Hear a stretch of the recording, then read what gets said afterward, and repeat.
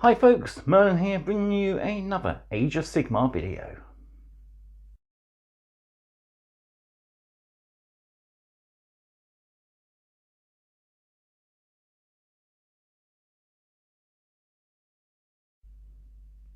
So following on from my last video where I unboxed the brand new Flesh Eater Courts army set, I've built everything. I've had a good read through the rules and yeah, I'm even more in love than I was before with them. So today we're going to have a look at the models, some of the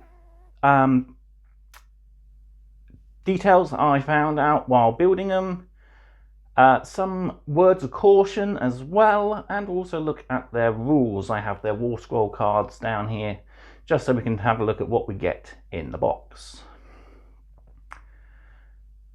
Big shout out then to all my Patreons and all my subscribers. Big thank you. All your support really means a lot to me. It helps me make more content for you guys.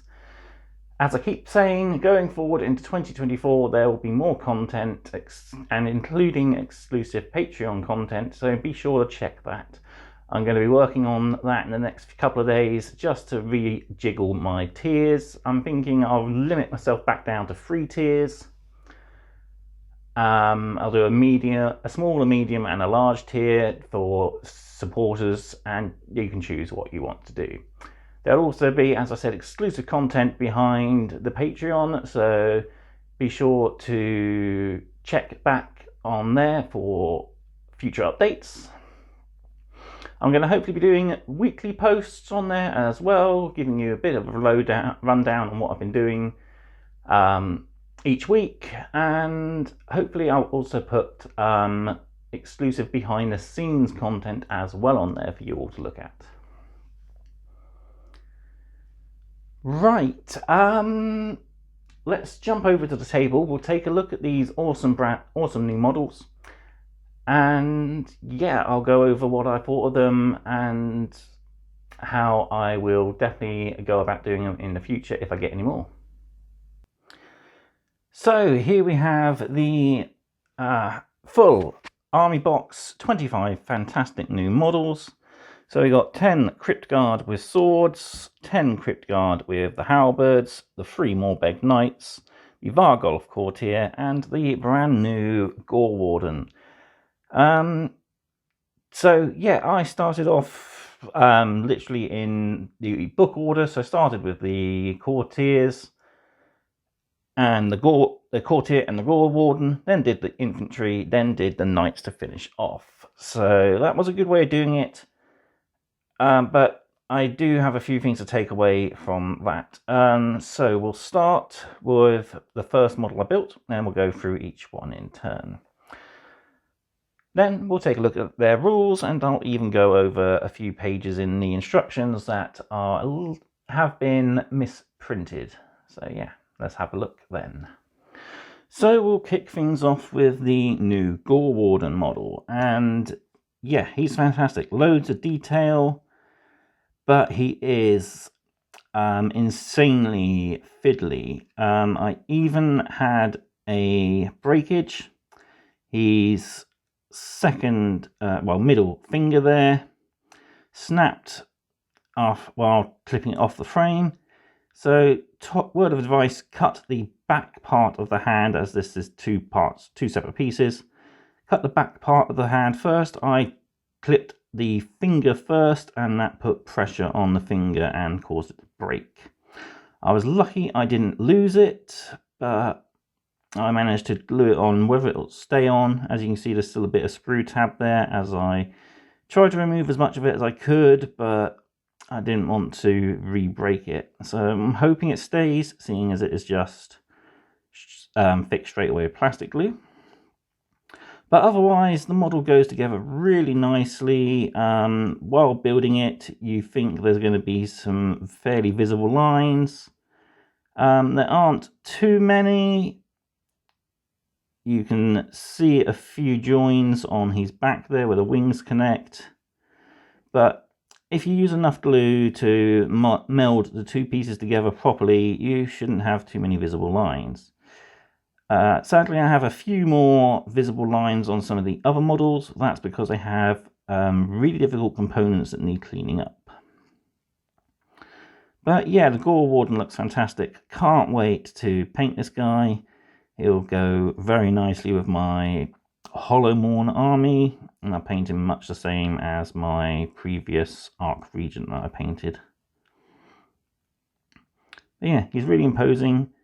Gluing the base down to the detail down to the base first, and then gluing him on afterwards.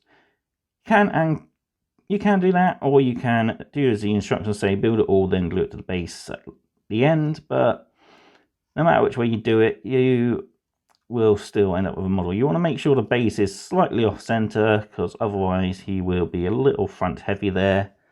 As you can see, he goes down pretty well and stays balanced lovely. The other one you want to watch out for is this arm. The keys are in 2 halves with the back of the hand, so you want to be careful with the fingers on that side as well.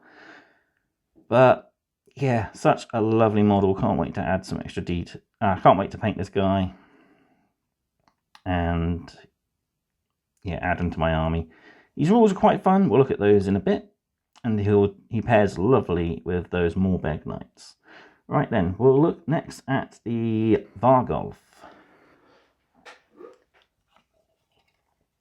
Here we have the Vargolf then, and he looks fantastic. Really brutal face there.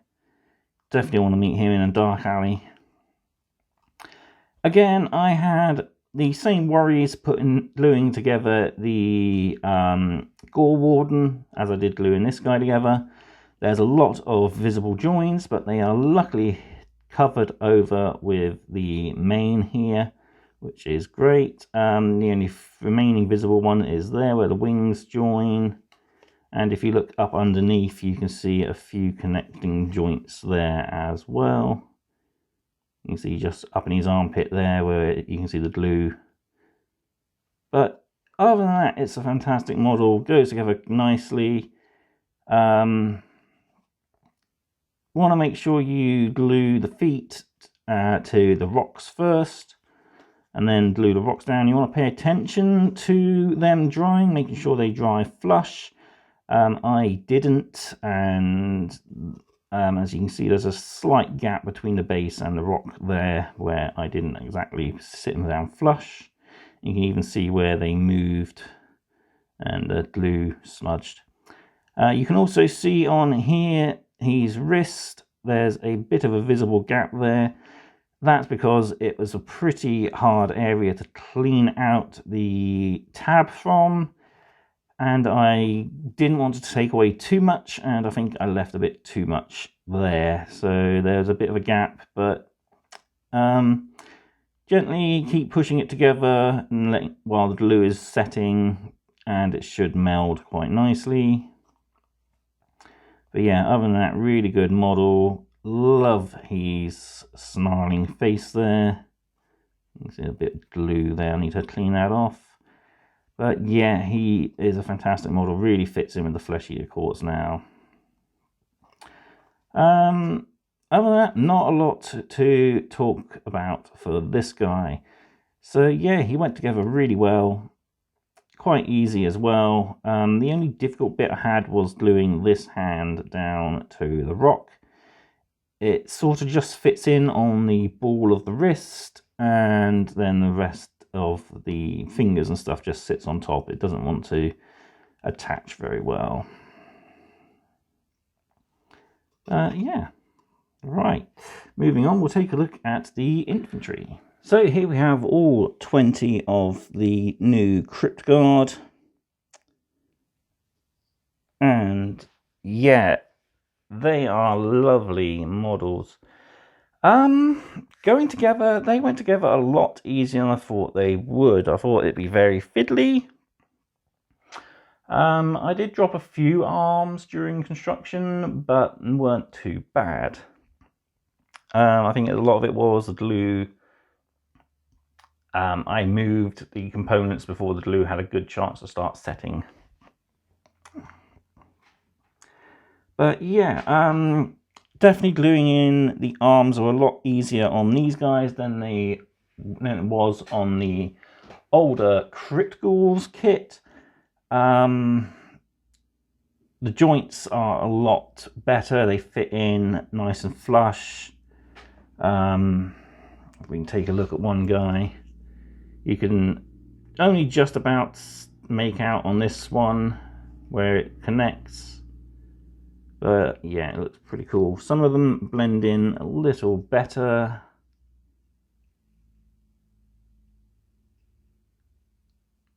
This one here almost kind of hard to tell, but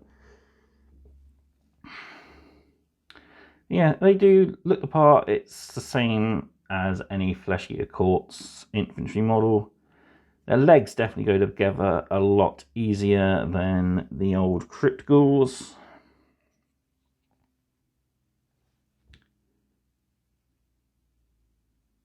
And we see here a head from the Morbeg Knights. So yes, you can mix and match the heads from the two new kits. You could easily put Ghoul heads on the Morbeg Knights, or as I've done there, the Morbeg Knight heads on the Ghouls. This one sort of blends in a little better. It's, you can only just tell there. That one, yeah, very visible there, but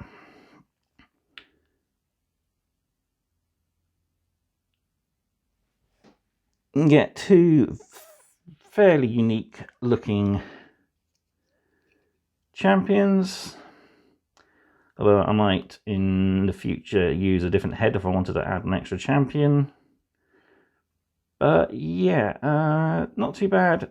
So constructing these guys, I went with building each model, base model at the same time. So the two champions are built at the same time, two banners, two musicians, and then two of each of the different variants.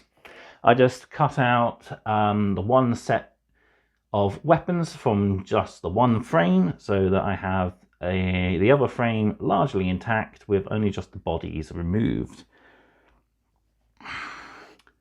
Possibly one of my favourite models is this girl here, chewing on an arm. Yeah, I just love I love gruesome details like that in the units. And I even did the same model there. But they are just slightly different, so they look good. In the future, if I do this, another set of these, I'll do the other variant of these, which has a hand with a alternate head, just so I don't have too many duplicate models in the units. The good thing is, with all of these models, they have great options.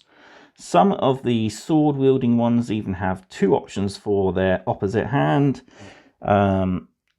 Like this guy, you can have either the dagger / bone hand there or a open claw. And yeah, they are fantastic models. They go together pretty well. There is one little incorrectness in the instructions. It's not the heads, as I thought. These actually were pretty correct. There are only a few bodies that have the rounded head. Most of them are the pointier neck section. So yeah, that's nice that you can have the choice of the two backs for the champion there. So if you want to make just a regular Crypt Ghoul, you can. But yeah, the problem comes in when you are building Model 11. It says here to use arm 78 and 79. I cut off 78 and 79. 78 went on fine, but 79 would not go on no matter which way I tried to slot it in. As you can see, I've crossed it out and it's actually component 44 that you want to put on that model. And if we flip over where it says 44, you want to actually put 79. So that's for our very last model. So yeah, there we have the alternate pose, so you can have any head with that arm. And the good thing is you have plenty of heads left over, so you can easily mix and match and really individualize your models. So other than that, there's not been too many problems with the instructions. Probably one of the better sets of instructions of recent times. I definitely wouldn't mind getting at least one other set, because I'd really like to build the alternate version of the drummer there with the halberd raised up. That looks really cool. So yeah, it's really cool. The bodies for the drummer, you have two options of the top, so 24 for building the regular crypt ghoul, and then this one actually has guide markings for the strap on the drum, so no worry about having to line it up in the correct position. It goes on quite nicely. And yeah, really that's about it. Just a beautiful kit, these guys. Definitely wouldn't mind picking up another, once I find out which ones I prefer. Definitely wouldn't mind bulking one of the units up to 20, maybe even both. The only thing I want to try and see, I have some spare older crypt ghouls left. I want to see if I can mix and match any arms between these guys and those models. I'm not expecting you can do, they have very different fittings, but I like to try. So that's pretty much it for the infantry. Like I said, good compatibility with the Moorbeg Knights. You can easily mix and match heads from the two kits, which is pretty good. I like that you can mix and match heads from one kit to another. And yeah, that's pretty good. Each model, as I said, has multiple poses. I built them up, two versions of each pose at the same time, making the process a lot quicker. I managed to build the two characters plus 5 of each of the different infantry units while editing the unboxing video, and then the next day I built the other 5 of each and the 3 knights. So yeah, they can be easily done in very easily one sitting, I'd say. It's just I was getting a bit tired by the time I got through to the 10th guy. Right then, let's take a look at the awesome new cavalry, then we'll look at the rules. So here we have the Moorbeg Knights all built, and yeah, these guys were fun to build. They went together really easily. I think the most difficult piece I had was getting that foot to glue onto the rock straight. Because it's on a slant and the connecting points aren't all that deep, it just kept sliding out. You can also see there's a bit of a visible gap there. Much like on the Vargolf, these arms have screw tabs in really difficult places. I probably could have cleaned away a bit more and it would have fitted better. On one model I actually cleaned away too much and that left a visible gap. It's kind of a win-lose situation with these guys. As you can see here, I got a bit of a gap on that back leg as well. Might have to go in with some sprue goo just to help fill in the gaps.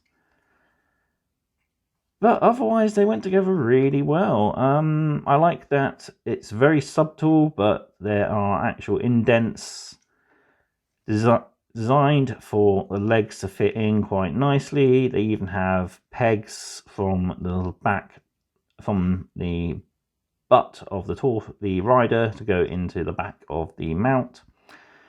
You probably could have left the riders separate. They would have fitted on quite nicely regardless. Most of the reins fit in. This one actually had a sort of an arched rectangle slot for it to go in, and all the others had some form of locating tab. This one, as you can see, just goes in there, matches up. Probably the hardest one, this one was to locate.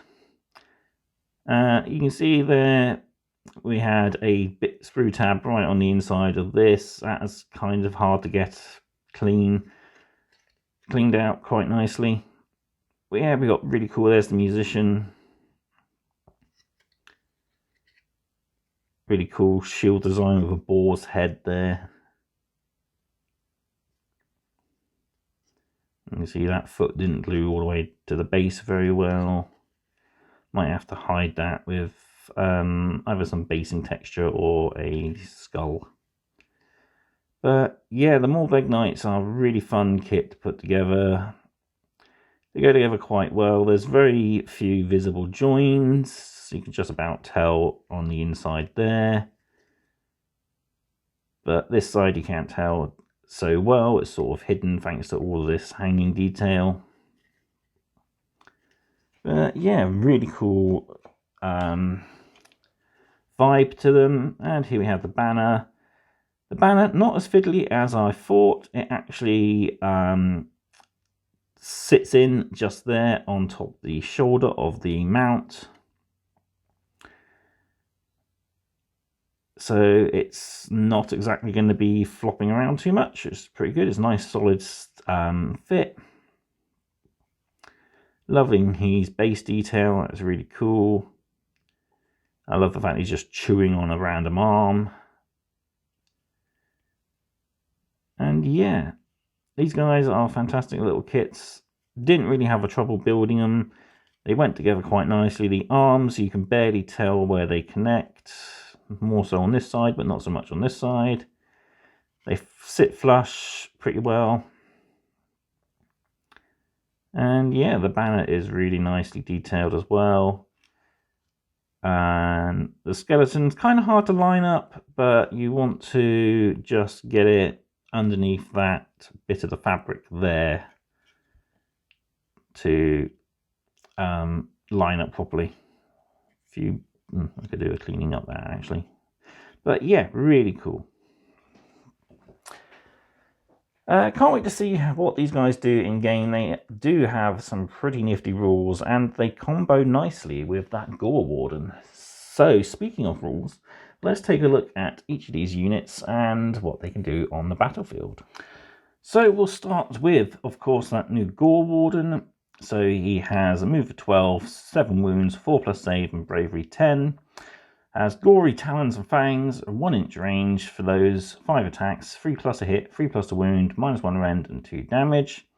He can fly. He's a wizard who can cast and unbind 1 spell. He heals D3 wounds in each hero phase of yours. And he leads the Royal Hunting Party. So instead of setting up this unit on a battlefield, you can place it to one side and say that it's circling in the skies as a reserve unit. If you do, when you would set up a Crypt Flayers or Morbeg Knights unit during deployment, that unit can join this unit circling in the skies as a reserve unit, to a maximum of 1 unit joining this one. At the end of your movement phase, you can set this unit up 9 inches from all enemy units. If you do so, set up the unit that joined it wholly within 9 inches of this unit, and still more than 9 from the enemy. And his unique spell is Winds of Shaiish, so casting value of 6, range of 9, successfully pick a Flesh Eater Quartz unit that can fly and is wholly within the range of the caster. Remove that unit and set them back up more than 9 inches from all enemy units, but wholly within 9 of each other. So yeah, pretty cool. You can set him up in reserve at the start of the game, plus a Crypt Flayer or Morbeg Knight unit. And you can also, at a later date during the game, select a unit that can fly and him and remove them from the battlefield and set them somewhere else. So that's really cool. Nice combination that you can do there. So these keywords, he's Death, Flesh Eater Quartz, a Vampire, a Abhorrent, a Hero, a Wizard, and a Abhorrent Gore Warden. So yeah, really fun. Pairs nicely with Crypt Flayers and the Morbeg Knights, which I have each of those. So that's pretty cool. Definitely wouldn't mind getting a second one of this guy. Moving on to the Vargolf Courtier then. So he has a move of 10, wounds of 8, 4+ save, and bravery 10. He has immense claws for a range of 2, 5 attacks, 3+ to hit, 3+ to wound, -1 rend, and 2 damage. And he's dagger-like fangs. Have a 2-inch range, 1 attack, 3+ to hit, 2+ to wound, -2, and 3 damage. So he's the King's Champion. At the start of the combat phase, you can say that this hero will use his ability. If you do, add 2 to the attacks characteristic of this unit's melee weapons, but it can only target units that have wounds characteristics of 1 or 2 and do not have a mount. He has the bounding stride, so when this unit makes a move, it can pass across terrain as if it could fly. And victory feast. At the end of a combat phase, if any enemy models were slain by wounds caused by this unit's attacks in that phase, you can heal D6 wounds allocated to this unit. In addition, at the end of the combat, this unit can immediately retreat. So you can flee back and then charge in again afterwards, which is pretty cool. So his keywords are Death, Flesh Eater Corpse, Vampire, Courtier, Hero, and Vargolf Courtier.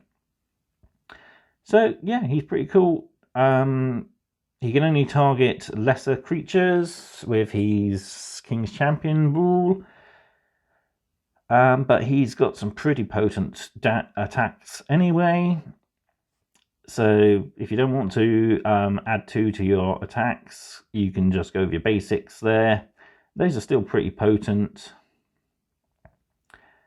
The ability to count as flying, which is very similar to how the old Vargolf used to be anyway. And yeah, chance to retreat out of harm's way at the end of a combat phase, plus healing D6 is pretty cool. Looking at the new Crypt Guard then, so they have a move of 6, 5+ save, 10 bravery, and wounds of 1. They have cursed weapons, which have a 2-inch range, 2 attacks, 3+ to hit, 3+ wound, -1 rend, and 1 damage. So yeah, you don't have any different profiles for the halberds or the swords, so you could easily mix the 2 units together if you wanted. So the champion adds 1s to its attacks for its melee weapons. The standard bearer, 1 in 10, can be a standard bearer. While they have standard bearers, if it fails a battle shock test, half the number of units that flee. And they can have 1 in 10 as a musician. So if they have a drummer, add 1 to run rolls and charge rolls for this unit. They also have the Army of Madness. If any wounds caused by this unit's attacks are allocated to an enemy unit, the enemy unit cannot issue or receive commands until the end of the turn. So that's pretty cool. If you manage to get your attacks in before your opponents get a chance to issue any commands with certain units, then yeah, they won't be able to receive or even issue those commands on that unit. So you want to target a unit that you know your opponent is going to use a stratagem or command ability on. Finally then, we have Royal Bodyguard. This unit has a 5+ ward. In addition, add 1 to the wound rolls of friendly Flesh Eater Corpse heroes while they are wholly within 3 inches of this unit. So yeah, pretty defensive. Probably one of the better saves in the Flesh Eater Corpse army. They are a very low armored focused unit. The fact that their weapons are generic, you can easily mix and match the 2, makes it a little bit more versatile, I suppose. But I mean, personally, I will be running 1 unit with all halberds, 1 unit with all swords, because I like things matching up as best they can. Pretty good. They are protective to characters. So they have a 5+ ward of their own and improves the ward of a character within 3 inches. So keeping a Crypt Courtier of some kind close by, something on a similar base size, so they can easily stick within the 3-inch range, and yeah, they'll be a little bit more durable. So they have Death, Flesh Eater Courts, Mordant, Serfs, and Cryptguard as their keywords. Finally, then we look at the brand new Morbeg Knights. So they have a 12-inch move, 3 wounds each, 4+ save, and Bravery 10. So their weapons, they have a Grizzly Lance, which is 2-inch range, 2 attacks, 3+ a hit, 3+ a wound, -1 rend, and 1 damage. And their mounts have Vicious Claws and Teeth, which have a 2-inch range, 3 attacks, 3+ a wound, 3+ to hit, -1 rend, and 2 damage. So the unit can fly. As we know, it can be set up with the Gore Warden there. So the Night Shriekers, their mounts, have Vicious Claws and Teeth. The one in the unit can be a champion, adding 1 to his attacks characteristics of his lance. 1 in every 3 can be a standard bearer. Each unit, while this unit has any standard bearers, if it made a charge move, each model in this unit counts as free for the purpose of contesting objectives. Musician, 1 in every 3 can be a Hornblower, add 1 to run and charge rolls while it includes a Hornblower. Shrieking Charge. After this unit makes a charge move, pick an enemy within 1 inch of this unit. That enemy unit cannot receive Unleash Hell command in this phase. In addition, roll 1 dice for each model in that unit that is within 1 inch of this. Try that again. In addition, roll 1 dice for each model in this unit that is within 1 inch of that enemy unit. For each 4+, the enemy unit suffers D3 mortal wounds. Whew. And finally, Predator's Pounce. They can retreat and still charge later on the turn. That's pretty cool. So yeah, they're cavalry units. They have a mount. The standard bearer gives them that extra bonus for when they charge, counting as 3 models for contesting an objective, which is pretty good. The Hornblower gives them that extra 1 to run and charge rolls, which will get them into fights a lot quicker. Shrieking Charge, much like the Death Shriek of the Terrorgeist and the Shriek of the Crypt Flayers. Pretty cool. So yeah, terrorizes a foe into not being able to react, and you can deal wounds to them as well. So it's a pretty nice combination there. And the chance to fall back and then still charge is another good ability. So finally then, their keywords are Death, Mordant, Flesh Eater Courts, Knights, and Morbeg Knights. So there we are. That's my follow-up review for the brand new Flesh Eater Courts models. And yeah, they are fantastic. Really like them. Looking forward to painting them, which I am hoping going to try and get them sprayed today, as it seems fairly good weather. But yeah, that's my next task, painting these guys. And then I'll get a chance to hopefully try them out on the tabletop, which will be quite interesting to see how they work.